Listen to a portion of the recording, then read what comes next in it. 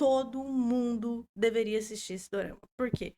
Ele é uma história que ele consegue abordar com tanta delicadeza os sentimentos da vida em si e das etapas que a gente passa enquanto a gente simplesmente sobrevive à vida, né? Porque o drama, ele retrata muito isso, né? Então, não importa o que aconteça, você consegue dar a volta por cima, você consegue sair disso.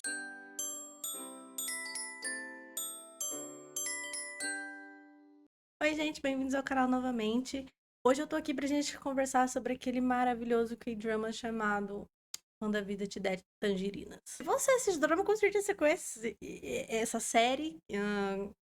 Tá na Netflix, tá? Pra quem quiser assistir. Eu vou dar um bom resumo sobre do que se trata, por que a gente deve assistir, quais são os pontos fortes da história, da trama, e depois eu comento um pouco com spoilers. Bom, qual é o primeiro ponto dessa obra magnífica? Sim, todo mundo deveria assistir esse dorama. Por quê? Independente se você tem 13 anos, independente se você tem 15 anos, independente se você tem 20 anos, independente se você tem 30, independente se você tem 50, 60, eu acho que todo mundo deveria assistir. Ele é uma história que ele consegue abordar com tanta delicadeza os sentimentos da vida em si e das etapas que a gente passa enquanto a gente simplesmente sobrevive à vida, né? Porque o drama, ele retrata muito isso, né? Então, não importa o que aconteça, você consegue dar a volta por cima, você consegue sair disso. Então, eles abordam desde, né, a cabeça de uma criança de 10 anos, que é a protagonista que a gente vai acompanhar, que é a Esun. Então, a gente começa a ver ela aos seus 10 anos e a gente vê ela passar pela adolescência, ver ela chegar à fase adulta, se casar, tendo filhos. E aí depois a gente pode acompanhar também de perto a filha mais velha da Esun. Então a gente vê também ela criança, a gente também vê ela adolescente, depois ela se formando, indo para a faculdade. E além do drama em si, conseguir abordar com delicadeza todas essas etapas da vida, então ela não só aborda sentimentalmente, ela aborda historicamente, entendeu? Como as gerações lidam e quais são os problemas da geração. Então, por exemplo, no começo da história, nós vamos lá ver Ressum em 1960, uma época que, para nossa geração, a gente não. Nossa, a gente, por mais que a gente saiba ou ouça histórias, não é a mesma coisa do que viver. Então, tem aquele choque de quando a filha mais velha dela para e pensa: nossa, mas como a minha mãe deu conta disso lá naquela época? Porque é exatamente isso, né? Cada geração, ela dá um jeito de sobreviver à situação atual, historicamente, né? Então, a gente pode ver que enquanto a Essun tinha outros problemas, como ir para frequentar a escola, e ela queria muito se formar, porque, vamos pensar, né? Nessa época, a educação, ela não era uma coisa assim, obrigatória como é nos dias de hoje. Então, por exemplo, aqui no Brasil, nós temos diversas leis que protegem as crianças, que elas devem sim estar dentro de um ambiente escolar. Não, nessa época não tinha isso, então ela poderia ir para a escola e era pago, né, para estar lá, não era gratuito, como hoje em dia a gente tem os estudos gratuitos. Ou ela poderia simplesmente não ir para a escola, poderia começar a trabalhar desde cedo, e, enfim, ela queria se formar. Enquanto para os filhos dela já foi mais fácil ter acesso aos estudos. Você pode ver que a filha dela chega a ir para a faculdade, no caso, ela não pôde. E é muito normal, porque para muitas famílias isso ainda é a realidade, aqui, mesmo aqui no Brasil, os filhos indo para a faculdade enquanto os pais não puderam ir. Então, é muito mágico. É impossível você não conseguir se conectar com alguma coisa que essa história vai passar para você. O modo como você anseia que os seus filhos possam conseguir aquelas coisas que não foram possíveis para você. E do mesmo jeito que você não pode impor sobre eles o que você quer como uma verdade absoluta, certo? Porque, no final das contas, seus filhos são pessoas. independente desde que eles são pequenininhos até eles serem adultos, eles já são outras pessoas, não são você, não é uma extensão sua. Então você tem que aprender a como lidar com aquele ser humano, não como você imagina que seria o melhor para ele, de fato. Então tem também essa camada, essa nuance de tipo assim, sim, eu queria ter feito isso, mas devo eu obrigar os meus filhos? Devo eu fazer o melhor para eles do jeito que eles querem? E o outro ponto muito interessante é dos sacrifícios que tanto os pais quanto os filhos acabam fazendo ao longo da vida. Porque a gente sempre fala, mas porque o meu pai, ele trabalhou tanto, tanto, tanto para eu poder ir pra escola, blá, blá, blá. Mas também tem a parte de sacrifício dos filhos também. E é uma parte que geralmente não é retratada. Mas nessa obra é. Então mostra ali o como até os filhos se sentem perante a tantos sacrifícios que os pais podem fazer por eles. Eu acho, assim, na minha visão, na minha perspectiva, que existem sacrifícios que os pais não vão se negar a fazer. Então, tipo assim, nossa, por mais que seja difícil, vou fazer sim, se eu posso, eu tô fazendo. Só que qual é o efeito disso na cabeça das crianças? Né? Verem os seus pais se sacrificarem tanto por você e o quanto que isso joga de peso sobre os seus ombros, entende? Então a gente vê nitidamente ali o amor, o carinho, o sacrifício e a dor que o sacrifício pode causar. E a gente pode trazer isso não só numa relação parental, mas a gente pode falar isso em diversas relações. Se, por exemplo, você com o seu próprio cônjuge, com o seu próprio parceiro, até em amizades. Quando uma pessoa doa tanto, qual é o peso da responsabilidade que você acaba jogando para outra pessoa? Então, isso é um assunto muito amplo e é muito louco como cada coisa que a gente aprende com essa história, com esse K-drama, como ele pode ser implantado na vida de diversas maneiras. Recentemente também, logo depois que a série terminou, viralizou muito na internet uma fala, né? Da série, aonde é a mãe da protagonista, é Sun, lá no começo da história, isso não é nem spoiler. Lá no começo da história, que ela conversa com a filha dela e acaba comentando, falando assim, que haverá dias em que você vai querer desistir, que a vida vai ser difícil, que a vida vai ser pesada. E nesse dia, não fique deitada. E nesse dia você levanta, vai trabalhar, ganha seu salário, se esforce e mostra para a vida que você vai vencer. Essa frase ganhou diversas perspectivas, né? Porque ela foi usada num tom de luto e ao longo da série ela é usada em diversos aspectos. Ela é usada no luto mais pra frente novamente, ela é usada também no sentido até mesmo de dificuldades da vida, porque às vezes a gente passa por alguns problemas que a gente acha que são muito, muito grandes, e aí no final só são muito grandes porque a gente tá dando essa importância para eles, a gente tá ficando deprimido com isso. Então, se você só sair e fazer o que você precisa fazer, as coisas vão começando a ficar mais leves. E era essa a intenção da frase e é isso que eles retratam na série inteira.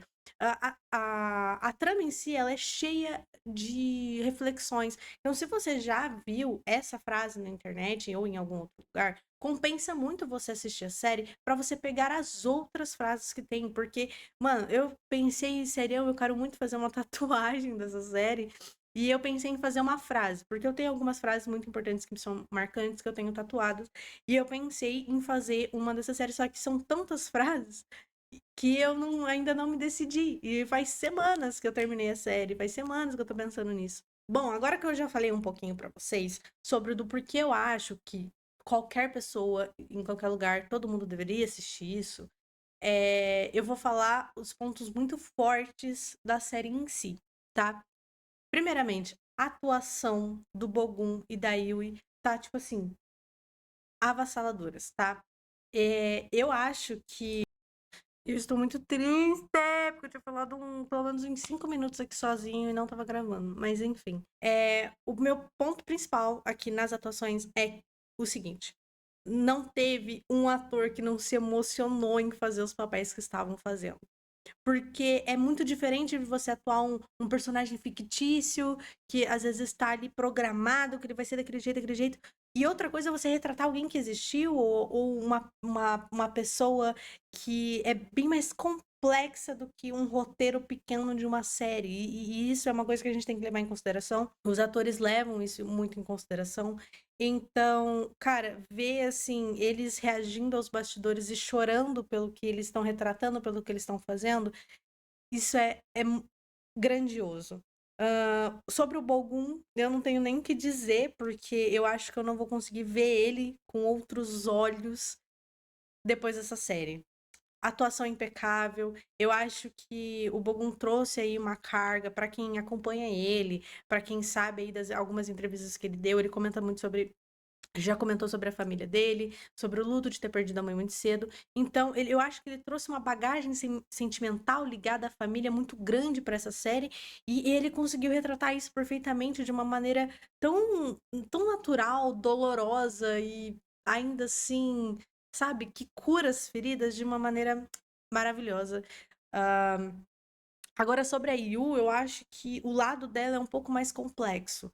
Porque a Yu atuou como duas personagens na série. Isso não é um spoiler, porque isso já é mostrado bem cedo. Mas a Yu, então, atuou como a Esun, a nossa protagonista, mãe. E depois ela atuou como a filha da protagonista, isso ao mesmo tempo. Até enquanto ela é a narradora da história. Então, a bagagem da Yu, ela foi muito além de só expressar sentimentalmente o que um personagem estava sentindo, o que um personagem estava pensando ou passando, mas ela foi além.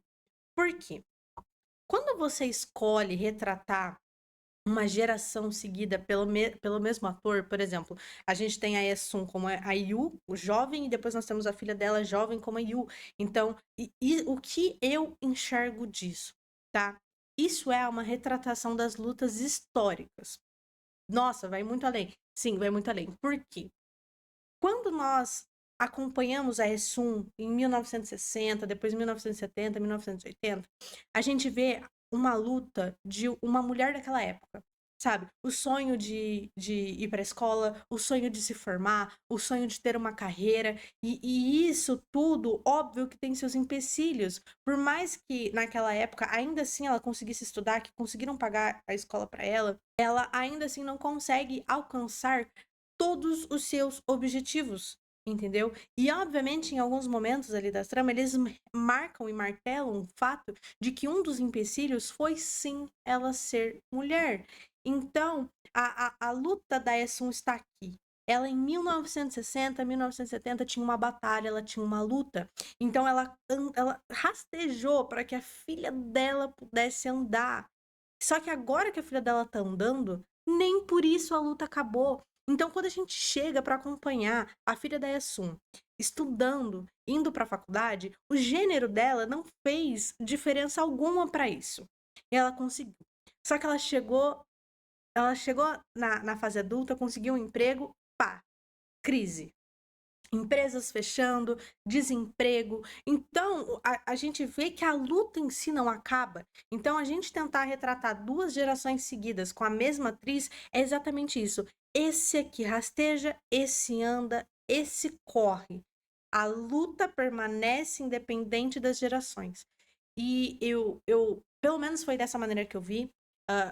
Todas as gerações vão ter uma batalha única que a próxima e a anterior nunca, jamais vão entender. Então, eu acho que esse carinho da série de ter trazido a Yu e dela ter tancado fazer duas personagens e fazer tão bem duas personagens e ainda ser a narradora da história, me fez. Tipo assim, eu acompanho a Yu há muito tempo, eu sei da capacidade dela, eu sei de tudo, mas isso é algo assim que nem todo mundo aguenta, sabe? Fazer um personagem muito bom já é um espetáculo, já é algo de se honrar. Agora, fazer dois na mesma série, na mesma história, na cabeça, né, dos atores, eles, para fazerem esses personagens, eles não puderam pensar só assim, tipo, não, mas meu personagem é assim.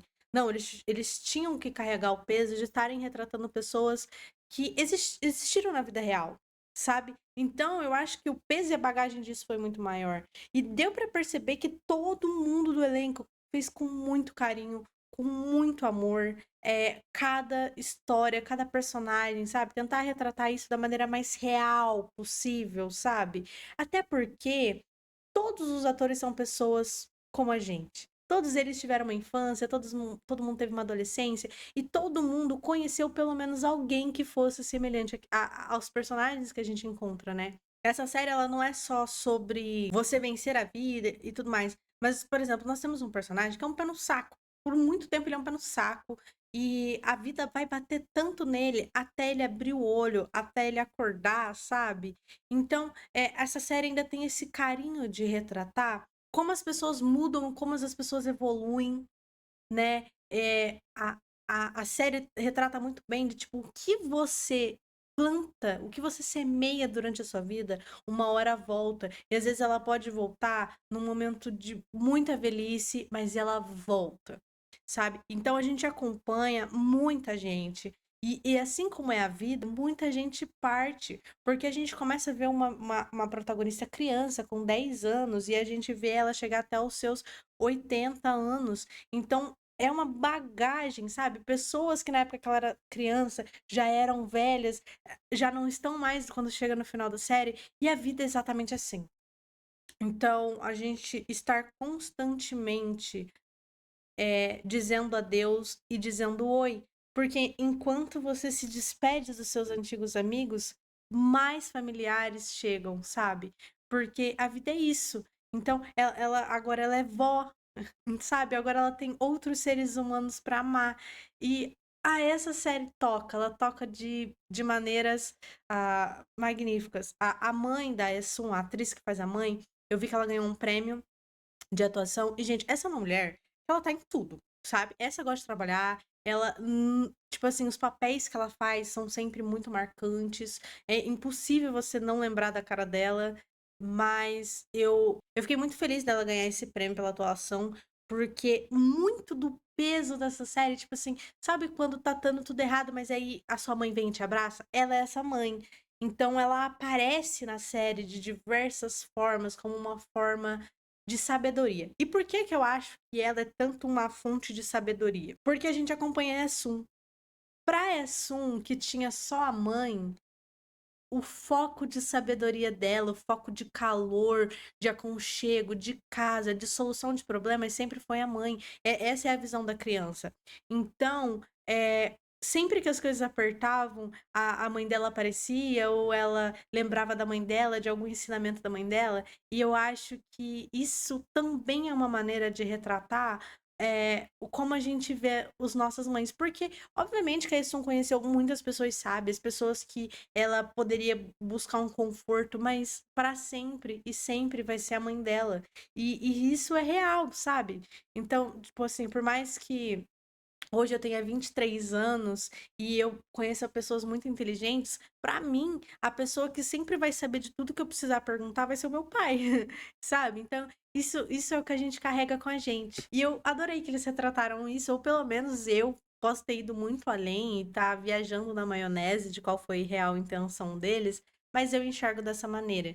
E isso é muito bom, porque essa série pode te dar diversas visões. Porque, como eu comentei, se você tem 13, se você tem 15, se você tem 20, se você tem 30, se você tem 40, você vai ter visões muito amplas dessa série, porque você vai, de tudo que você absorve, né? De tudo que você assiste, do que você lê, você acaba pegando pra você o que cabe pra você naquele momento. Então, isso que eu acho legal da dinâmica, porque eu e o Gustavo, a gente assistiu e a gente teve uma visão.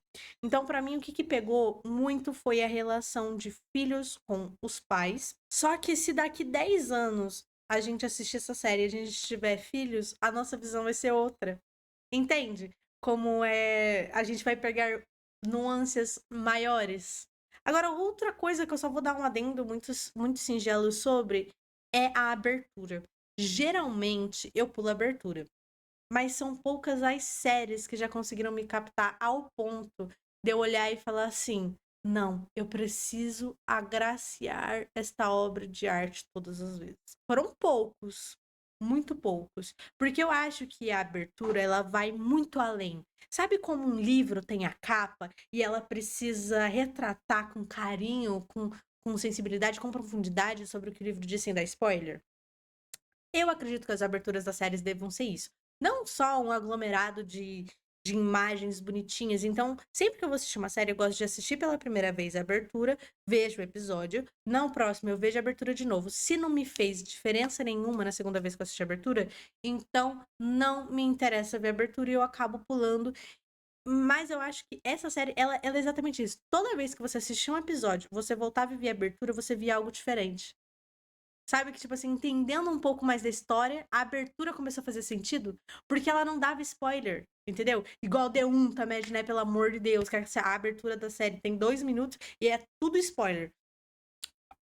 Não tem spoiler. São imagens, gráficos, uns desenhos que vão retratando a jornada da história, mas de maneira que você não percebe. De olho, a primeira vez você vê, você fala assim, nossa, é linda. Aí você vê o segundo episódio, você vê a abertura. Ah, eu acho que aquilo ali da abertura é aquilo lá. Aí você assiste o segundo episódio, você vê pela terceira vez a abertura e você fica, isso tá mudando. Então, conforme eu assisto a série, a minha percepção sobre a abertura muda. E eu não sei se eu não vi ninguém nem comentando sobre isso, mas eu achei foda. Eu achei foda pra caralho. Parabéns. Eu acho que a minha análise mais ou menos é essa, assim, passando muito por cima, sem dar spoiler, sem nada. É isso. Eu tenho muito pra levar dessa série comigo. E assim, tenho em mente que eu vou precisar assistir ela mais vezes na minha vida. Então, provavelmente vai ser uma série aí, não só de conforto, mas vai ser uma série mais de aprendizado. Porque eu tenho séries de conforto que elas são só pra eu assistir e me sentir um pouco melhor. Mas existem coisas que eu assisto e falo assim, não, eu acho que eu estou precisando assistir isso nesse momento. E aí eu volto para aquilo e assisto de novo, porque a gente guarda essa coisa na cabeça de que algo nos ensinou muito, e se nos ensinou muito, quer dizer que pode nos ensinar ainda mais. Eu tenho isso com livros, com séries, filmes, sabe? Então, é sobre isso. Agora, falando mais abertamente, com spoilers. Das cenas, assim, que mais me marcou, e tem cenas que marcam de maneiras diferentes, né? Por exemplo, a cena em que o Bogum pula do navio e vai correndo até Essum. Gente, aquilo pra mim foi cinema, foi romance, foi Shakespeare, foi, nossa, sabe? Um marco, assim de tipo, elevou tudo, elevou um nível de tudo de todos agora, sabe? É muito. Mano, eu amo romance. Eu acho que não existe nenhuma história de fato boa que não haja romance. Por quê? Uma história boa, ela precisa conseguir englobar tudo. Tudo. Ela precisa ter um pouco de cada estilo, assim, por exemplo. Uma história boa tem que ter um suspense, porque se ela te der tudo mastigado, não é boa, certo? A história boa precisa ter ali uma fantasia, uma magia, mas não necessariamente que ela seja de varinha de condão, que ela seja de lançar feitiços. Não, ela precisa ter uma magia, algo que brilhe os seus olhos. Ela precisa ter um romance, porque vamos concordar ou não vamos concordar, mas é a minha visão. Eu acredito que o amor ele muda e ele gira o mundo, certo? Um dos sentimentos mais fortes do amor e a raiva. Então são dois sentimentos que elas precisam girar, certo? E geralmente o amor pode ser usado como um motivo, o amor pode ser usado como uma razão, como uma causa, uma consequência. A gente pode usar o amor de diversas maneiras e nem sempre ela precisa ser romântica, vamos dizer assim. Mas o romance vai muito mais além, né? É que hoje em dia a gente usa o título de romance pra gente falar de livrinhos que é a menininha que acaba ficando com o menininho, papapá, enfim. Então, vai muito mais além. Então, eu acredito que o romance, ele é um gênero que ele traz uma visão um pouco mais romântica sobre as coisas. Então é uma visão um pouco mais delicada, é uma visão com mais carinho. Eu acredito que toda história também precise de um romance. Assim como também precisa de um terror. Por que que precisa de um terror para ser bom? Porque o terror é aquilo que te assusta, é aquilo que te aflige, é aquilo que te causa outras sensações sem ser as anteriores que a gente estava comentando, certo? Então, em Tangerinas, a gente pode dizer que o terror seja a cena da perca do filho. Pra muita gente, isso é um terror? sabe? Toda aquela cena, a tempestade, as nuvens, a chuva, a água batendo nas pedras. Se você assistir aquela série de novo e imaginar que aquilo está num filme de terror, faz todo sentido. É uma cena que ela se encaixaria facilmente em um filme ou uma série de terror, porque até o jeito como ela foi feita, o barulho da chuva muito alta, e tá mais alta do que as pessoas, o modo como tudo aconteceu muito rápido, a bala cai, ela tenta ajudar o menino pede carinho, ela nem vê, aí aparece uma criança, porque aconteceu com não sei o que com fulano, aí sai correndo, e aí do jeito que ela sai correndo, até o ângulo da câmera. Se você parar pra analisar todas essas coisas, tá ali, entendeu? Então, é uma história muito boa, porque ela conseguiu englobar tudo que você possa imaginar ali. Isso é uma coisa minha, não acho que seja um bom de um critério, mas é um jeito que eu avalio as coisas para saber se elas são boas ou não. Então, eu já vou deixar muito claro que as cenas de terror para mim foi essa cena, e acredito que para muita gente, porque foi muito marcante, né? Essa cena, a cena do Bogum chorando, assinando lá o papelzinho de falecimento do menino, e ele chorando sozinho, é uma dor, é uma coisa que ele, sabe, eu nem pensei que fosse capaz de alguém conseguir retratar em telas um sentimento da maneira que retratou. O fato dos dois terem ficado 3 dias, assim, praticamente não existindo, sabe? E, e eles iriam continuar desse jeito se não fossem pelos outros meninos. E ao fundo, ecoando a voz da mãe dela falando, tipo, nesse dia não fique deitada, levante. É, é magnífico. Outra coisa que me lembrei agora, e realmente é muito marcante, a mãe da Essun meteu a porrada numa mulher lá que tentou sequestrar ela, lembram disso? E sabe como que é louco? Porque a Essun tem uma visão da mãe dela, igual todo mundo tem uma visão das nossas mães. Só que quando a Issun conversa com outras pessoas sobre a mãe dela, ela vai descobrindo facetas da mãe dela que ela nunca tinha visto, que ela não imaginava que existia. E ela fica chocada que aquilo aconteceu.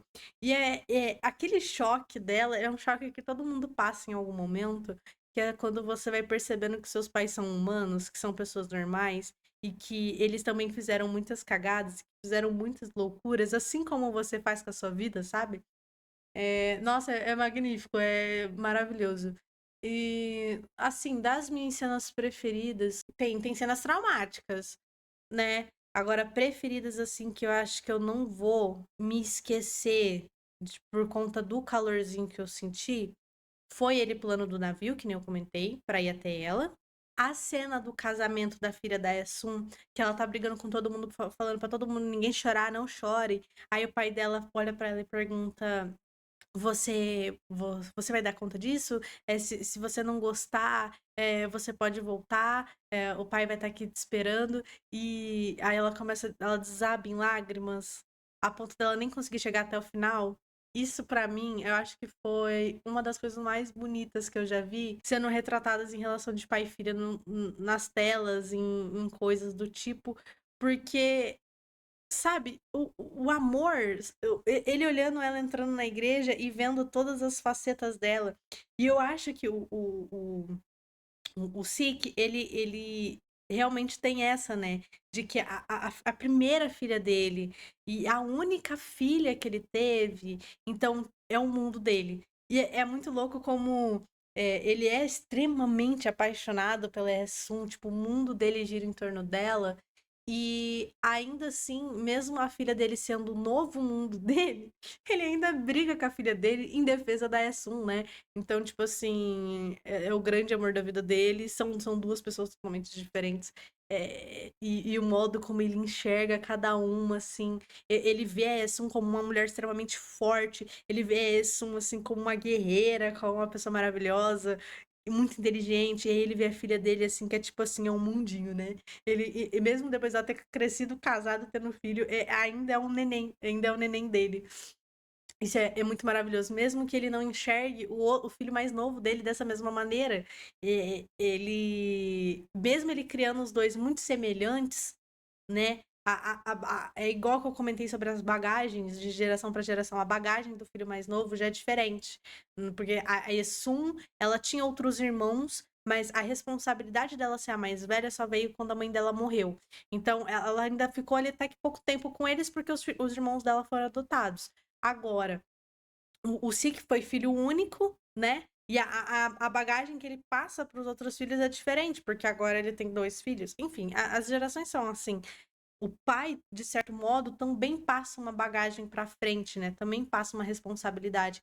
E como o Sik sempre foi o homem da casa, sempre foi o marido, ele esperava que o filho dele também fosse da mesma maneira que ele. Só que são gerações diferentes, são problemas diferentes, cada um aprende a lidar com as coisas de maneiras diferentes, mas ele ainda assim tem o prazer de perceber que criou da maneira certa o filho dele. É uma gracinha. Por mais com tudo que aconteceu, um filho dele realmente aprendeu muito com ele, tem muito orgulho do pai que tem, sabe? A cena dele chorando porque o pai vendeu o barco pra tirar ele da cadeia pra mim. Nossa, cara, ele chorando e falando quem disse que eu queria que vocês fizessem isso por mim, sabe? Nossa, me pega de um jeito.